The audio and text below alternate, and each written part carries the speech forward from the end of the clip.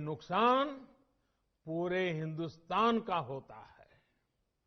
एक अनुमान है कि करीब करीब 1 लाख करोड़ रुपए के फल, सब्जियां और अनाज हर साल इस वजह से बर्बाद हो जाते हैं। लेकिन पहले इसे लेकर भी बहुत ज्यादा उदासीनता थी। अब हमारी प्राथमिकता भंडारण के नए केंद्र,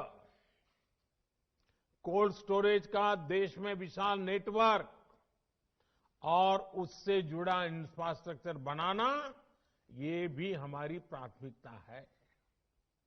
मैं देश के व्यापारी जगत को, उद्योग जगत से भी आग्रह करूंगा कि भंडारण की आधुनिक व्यवस्थाएं बनाने में, कोल्ड स्टोरेज बनाने में, फूड प्रोसेसिंग के नए उपक्रम लगाने में हमारे देश के उद्योग और व्यापार जगत के लोगों ने भी आगे आना चाहिए।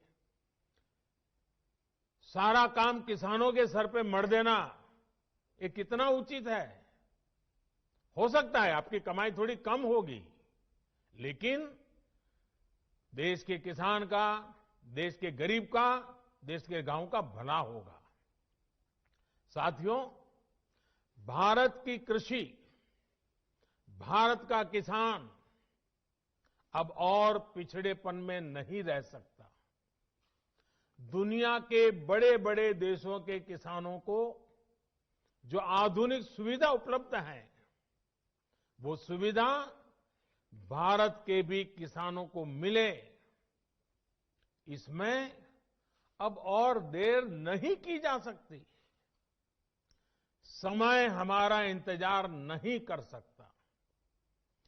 तेजी से बदलते हुए वैश्विक परिदृश्य में भारत का किसान सुविधाओं के अभाव में, आधुनिक तौर तरीकों के अभाव में असहाय होता जाए, ये स्थिति स्वीकार नहीं की जा सकती।